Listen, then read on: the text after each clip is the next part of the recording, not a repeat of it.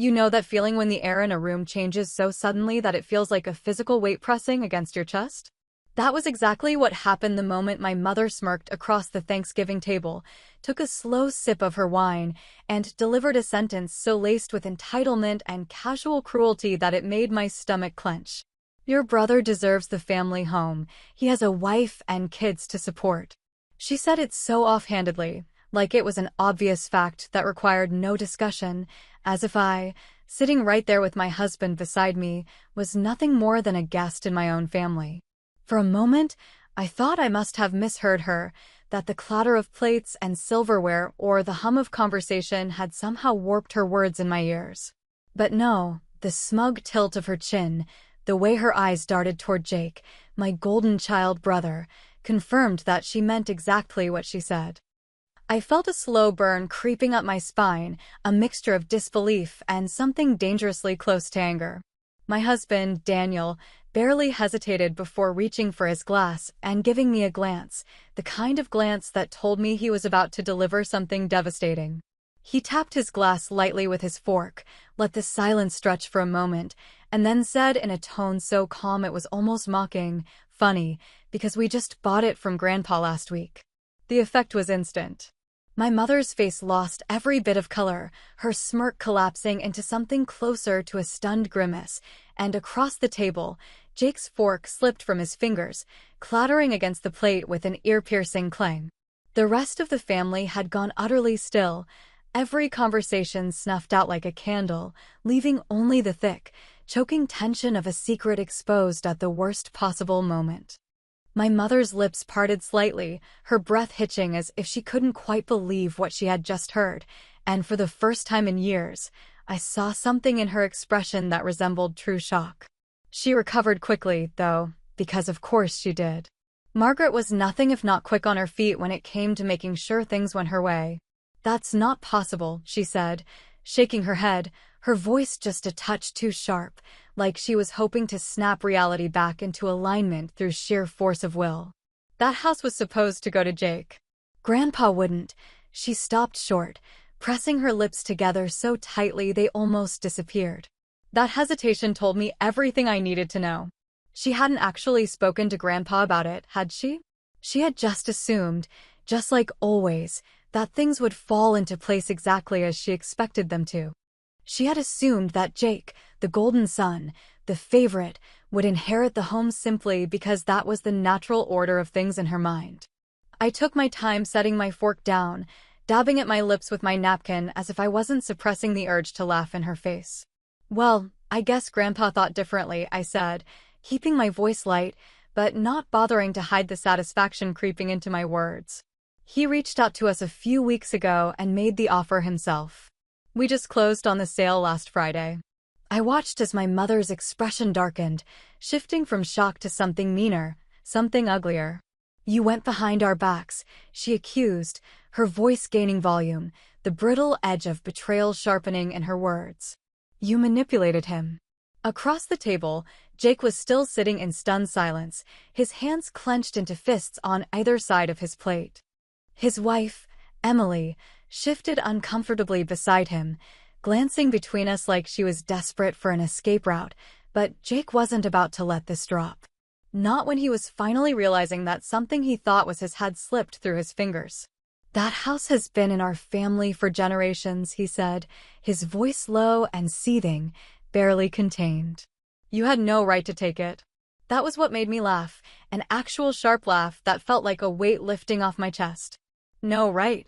I repeated, shaking my head as I leaned forward slightly. "It wasn't yours to begin with, Jake. You just assumed it would be handed to you, like everything else in your life." His jaw clenched so tightly I could see the muscles twitching, but before he could fire back, my mother slammed her wine glass down onto the table hard enough to make the liquid slosh over the rim. "This is a family decision," she snapped, her carefully cultivated mask of civility slipping just enough to show the raw frustration underneath. "You don't just make a choice like that without consulting us." I stared at her, feeling something cold and sharp settle in my chest. "Us," I repeated, my voice quieter now but no less pointed. "You mean you and Jake?" She had the nerve to look offended. "Of course I do. The house was meant to stay with him, and why is that? I cut her off, not caring any more about keeping up appearances, not caring that we were in the middle of Thanksgiving dinner with an entire table of relatives watching the train wreck unfold in real time. Because he has kids? Because he's your favorite? Because you don't think I deserve something that's rightfully mine? The words hung in the air between us, heavy and unavoidable. My mother's mouth opened and closed once, twice, before she let out a sharp exhale and turned to Jake instead. "We'll talk about this later," she said, like she could just press pause on reality and come back to it when it suited her. But she wasn't the one in control anymore. Daniel reached for my hand under the table, squeezing it gently, a silent reassurance. He was right there with me, just like he had been since the moment we signed the papers. And as I looked at my mother's pale, furious face and Jake's barely restrained rage, I knew that this was far from over. Because if they thought they could just undo this, if they thought I would roll over and let them take what was mine, they had another thing coming. And trust me, this was just the beginning. The moment my mother recovered from the initial shock of learning that the house was no longer hers to give away, her expression twisted into something mean and calculating, her sharp eyes narrowing as she slammed her hands against the table. Her voice, usually measured and composed in front of guests, rose in both pitch and volume as she demanded to know how this had happened without her knowledge. "Why would Grandpa sell the house to you?" she spat, her face twisting in disbelief as she leaned forward, practically vibrating with fury. He knew it was meant to stay in the family, he knew Jake needed it, so why would he do something so? She cut herself off, biting down hard on whatever insult had been lingering on her tongue, but the meaning was clear enough. I didn't react immediately, because I wanted to enjoy the moment, the way her false sense of control was slipping right through her fingers like sand. Finally, I exhaled slowly, met her glare head-on, and said with absolute calm, because he wanted to. Because he made a decision for himself, for once, without you controlling it. The words hit her like a slap, and for a brief second, I saw something flicker across her face, something dangerously close to fear. I knew why. My mother had spent her entire life weaving a web of manipulation around everyone in her orbit, and Grandpa had been no exception. She must have assumed, as she always did, that he would bow to her wishes, that he would simply obey like he always had. But something had changed, and that realization was dawning on her in real time. Jake, who had been silent for a few moments too long, finally snapped out of his stunned daze and pushed his chair back from the table with enough force to make it scrape loudly against the floor. His face was bright red, his hands clenched into fists at his sides, and when he finally spoke, his voice was low and furious, dripping with resentment that had clearly been building for years. "You stole my future," he seethed, his eyes burning into mine like he could somehow make me feel guilty for something that was never his in the first place. "That house was supposed to be mine. Grandpa promised it to me when I was a kid. He said one day I'd have a family and that house would belong to me, just like it belonged to him."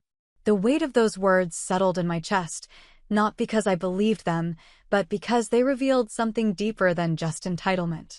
Jake had genuinely believed, for his entire life, that he was owed this house, that it was some birthright passed down through the generations with his name etched into its foundation. He didn't see it as a home to be earned, as something Grandpa had the right to sell. He saw it as something that had always been his, just waiting for the day he would collect it like a prize.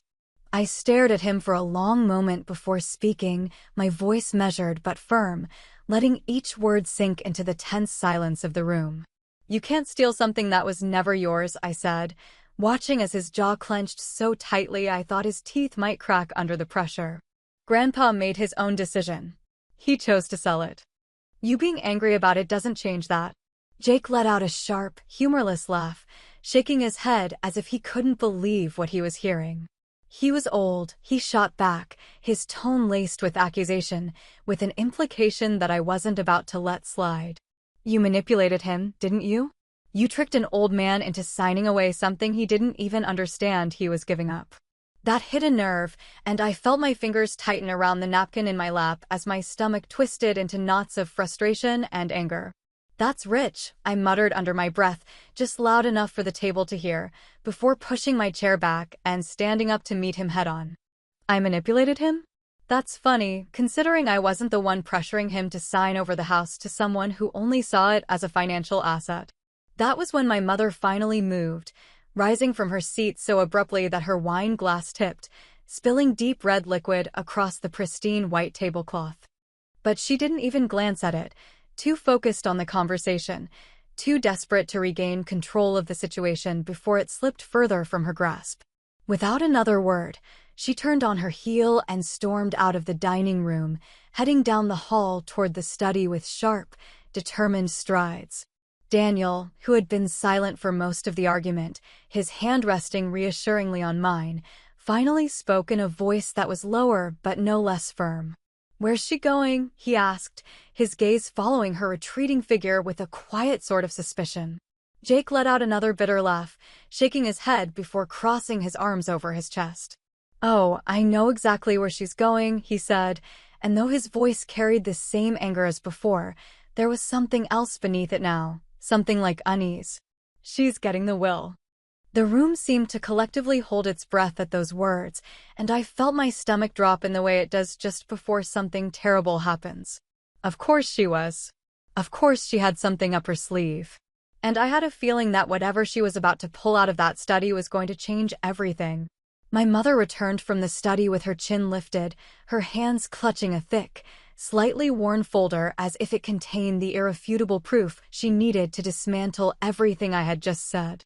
Without hesitation, she marched straight back to the head of the table, her heels clicking against the hardwood floor in a rhythm that felt like a countdown to something I wouldn't like. When she reached her seat, she slammed the folder down onto the table so forcefully that several glasses trembled from the impact, a few drops of red wine sloshing onto the white tablecloth, staining it like blood. "There," she declared triumphantly, her voice sharp and unwavering, her eyes daring me to challenge what she was about to say. "That's the real will, the one that should matter, the one that was written before you decided to worm your way into Grandpa's head and make him question his own decisions." She flipped open the folder with a flick of her wrist, pulling out several stapled pages, yellowed at the edges, but still crisp enough to be legible. "This," she continued, tapping the top page with a manicured finger, "is Grandpa's will from 10 years ago. In it, he clearly states that the house goes to Jake. No questions, no last-minute deals, no manipulations, just a simple fact." For a moment, nobody spoke, the only sound in the room the faint rustling of the pages as she spread them out, her movements precise and controlled. My brother, who had been fuming ever since I revealed the truth, suddenly looked victorious again, his arms uncrossing as he leaned in, scanning the document with barely concealed satisfaction. His wife, Emily, who had been silent this whole time, let out a small, relieved breath as if this entire situation had just been magically reversed with the slap of a few papers on a table. But I wasn't rattled. Not even a little. I folded my arms, tilting my head as I studied my mother, who was watching me like a hawk, waiting for me to crumble under the weight of her so-called evidence. When I didn't, her eyes narrowed, the first glimmer of unease flashing across her face. "You look awfully calm for someone who just got caught," she muttered, her lips pressing together in a thin, tight line. Daniel, who had been silent for a while, exhaled slowly before leaning forward, resting his forearms on the table as he surveyed the documents with an air of curiosity rather than alarm. "So, let me get this straight," he said, his voice as even and level as ever, though there was a distinct sharpness beneath the surface. "That will was written 10 years ago? Before Jake was even married? Before he had kids? Before any of us knew what the future would look like?" My mother hesitated, but only for a second before she straightened her shoulders and gave a curt nod. "Yes, and that proves exactly what I've been saying," she replied swiftly, her voice picking up momentum again as if she was trying to outrun logic. "Grandpa always intended for the house to stay in the family, to go to the child who would build a life inside of it. He never planned for some last-minute switch, and he certainly never planned for you to swoop in and take it out from under your brother."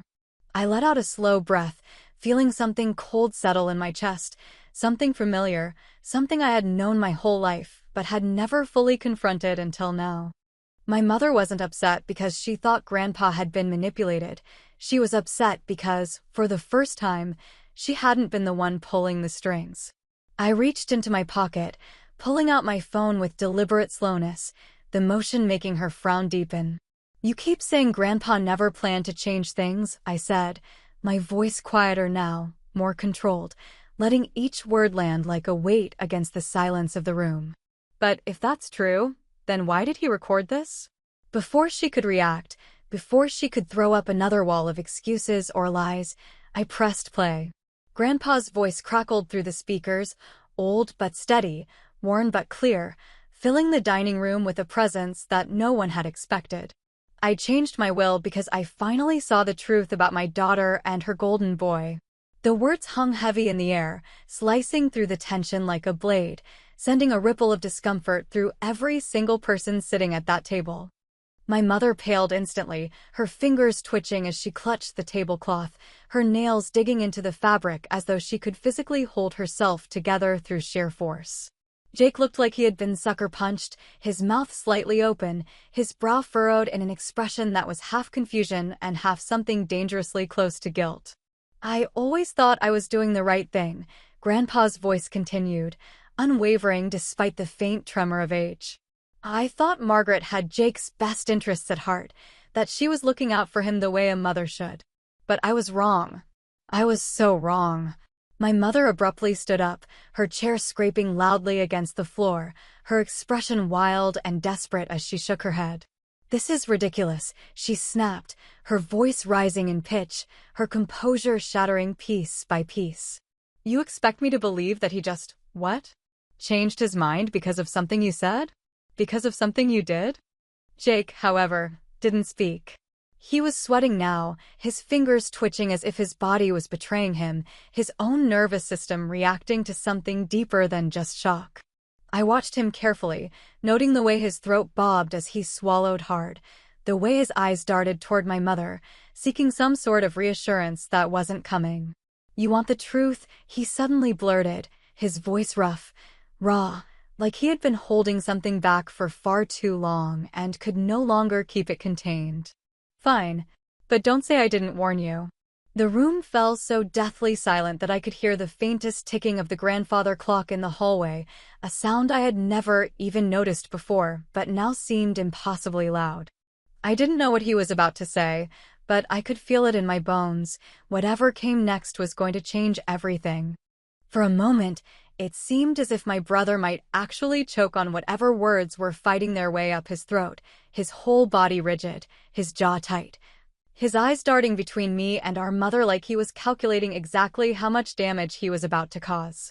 The weight of silence pressed down so heavily that I could hear the soft, uneven breathing of people around the table, could see my mother's fingers gripping the edge of the tablecloth as if steadying herself against the impact of whatever was coming next. Jake swallowed hard, his Adam's apple bobbing, and then, almost in a whisper, almost as if the words themselves carried more weight than he could bear, he finally said, "Grandpa didn't just change his will because of you." He hesitated, exhaled sharply, and then, with something dangerously close to regret, added, "He changed it because he found out the truth about Mom and me." The entire room seemed to contract around those words, every single person suddenly hanging on the edge of something none of us had expected. I saw the moment my mother realized what he was about to say, the precise second she lost whatever control she thought she still had, because her whole body went stiff, her mouth opened like she wanted to interrupt, to stop him before he could go any further. But it was already too late. Jake ran a hand through his hair, breathing heavily now, as though the pressure of keeping this secret had been eating away at him for so long that finally speaking it out loud was physically painful. "We were going to sell the house," he admitted, his voice hoarse, his gaze flickering to me, to Daniel, and then back to my mother like he was seeking some last-minute justification for what he had done. Not after Grandpa passed, not with his blessing behind his back, while he was still alive. I felt something cold settle in my stomach, something deeper than anger, something that reached into the very core of what it meant to be betrayed by your own family.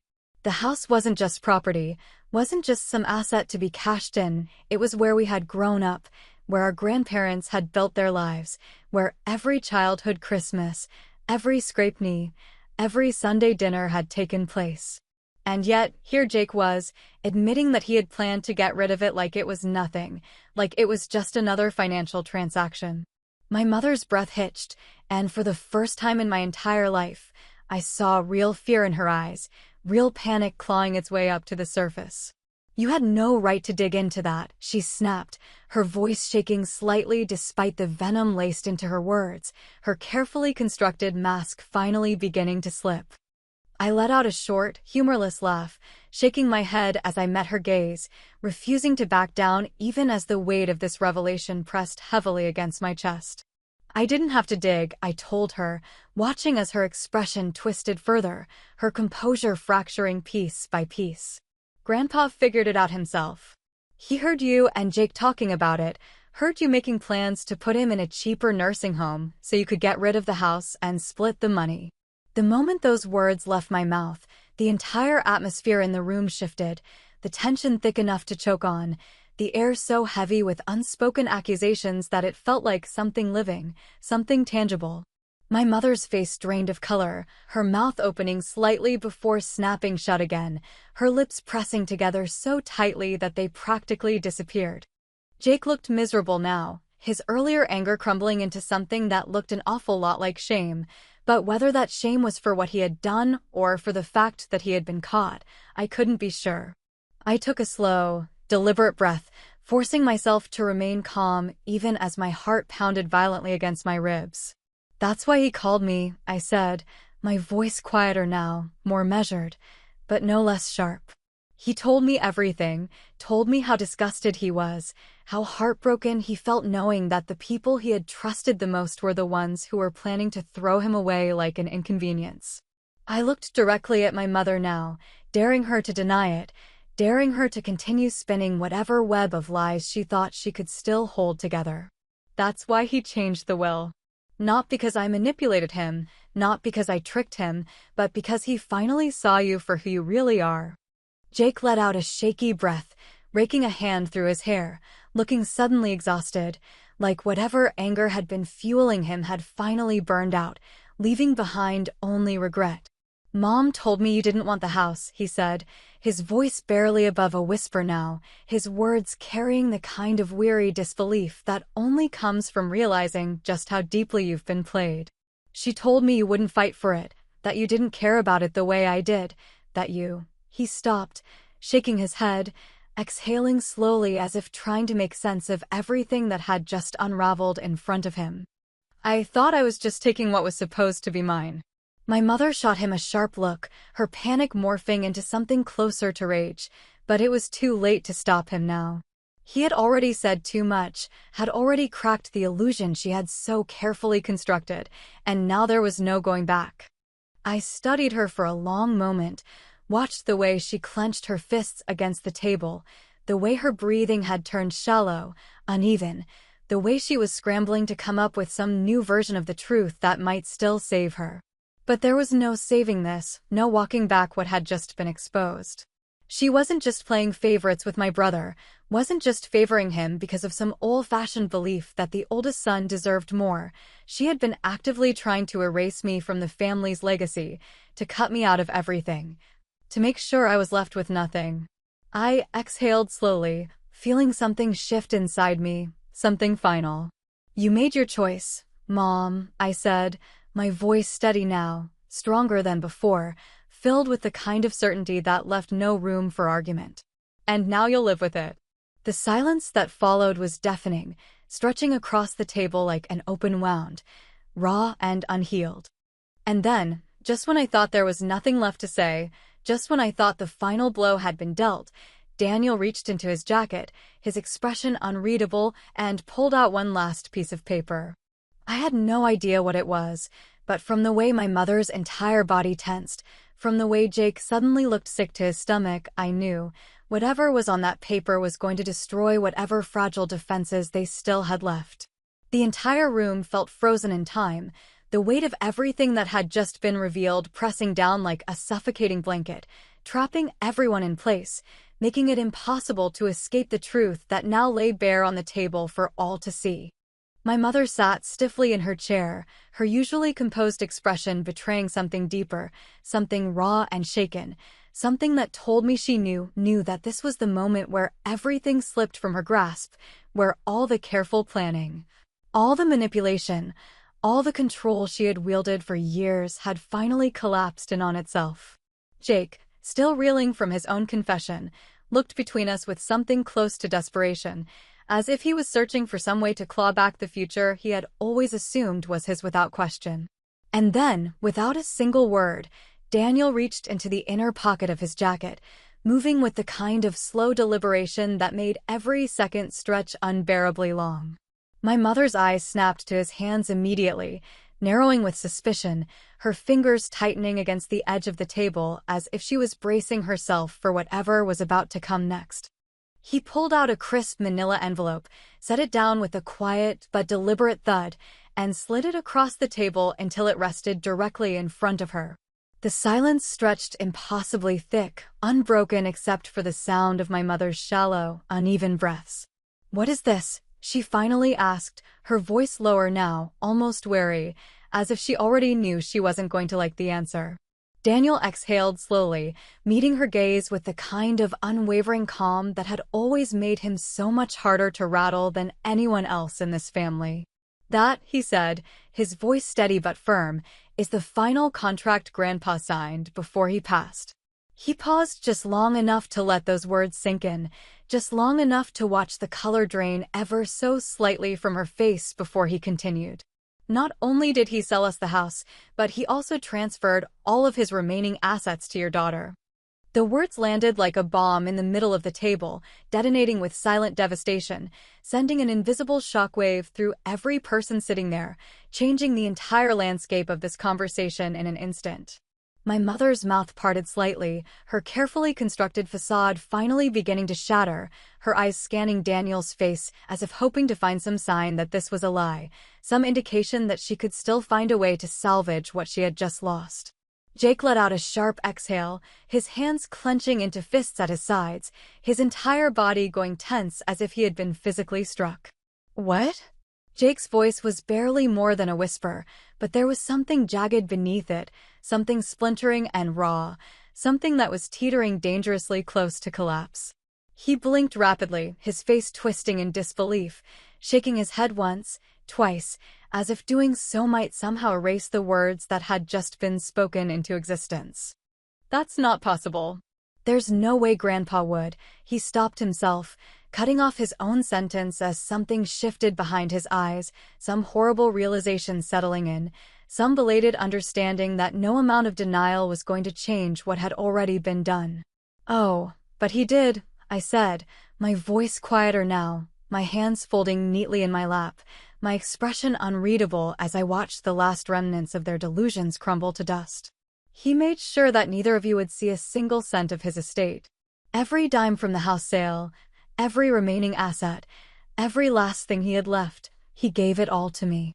I tilted my head slightly, watching my mother with open curiosity now, waiting for her to respond, waiting for the full weight of those words to settle into her bones, to sink into her chest, to burn into her memory the way her betrayals had burned into mine. For the first time in my life, I saw her truly break. Her breath came faster now, uneven and sharp, her fingers trembling slightly as she reached for the envelope as if touching it might change the reality she was now being forced to confront. She opened it with stiff, jerky movements, pulling out the crisp stack of papers inside, scanning them with wide, desperate eyes, searching for some loophole, some flaw, some mistake that would let her unravel this, undo what had already been set in stone. But there was nothing. Jake exhaled sharply, running both hands over his face as if he couldn't believe what he was hearing, his entire body rigid with disbelief. "This isn't fair," he muttered, shaking his head again, his voice dripping with frustration, with something dangerously close to self-pity. This isn't how things were supposed to happen. And that was what finally made me laugh. The sound escaped before I could stop it, sharp and bitter and filled with something deeper than amusement, something that had been simmering beneath the surface for years. Fair? I repeated, arching an eyebrow as I let the word linger between us, let it settle like a weight against the air. Was it fair when you tried to cut me out of my own family's history? Was it fair when you planned to steal from Grandpa before he was even gone? Was it fair when you assumed, without question, that you were the only one who ever mattered? I shook my head slowly, exhaling through my nose as I rose from my seat, smoothing my hands down the front of my dress as I turned to Daniel, whose eyes flickered with silent understanding. Dinner's over. I took my husband's hand without looking back, walking away from the table with measured, deliberate steps, feeling the weight of years of resentment finally beginning to lift from my shoulders. The house was mine. The truth was out. There was nothing left for them to take. As I reached the doorway, just as I was about to step into the hallway and leave them to sit in the ruins of their own making, I heard my mother's voice, quiet this time, hoarse and fractured, barely more than a whisper, but clear enough that the words sent a strange chill down my spine. "I never thought you'd do this to us." For the briefest moment, I paused, my fingers tightening slightly around Daniel's, my chest rising and falling with a slow, steady breath. And then, without turning around, without sparing her even a glance, I simply said the only thing that mattered anymore. "Funny," I murmured, my voice steady, unwavering, final. "I was thinking the same thing about you." And then I walked away, leaving them in the wreckage they had built for themselves, knowing, finally, completely, that I had won.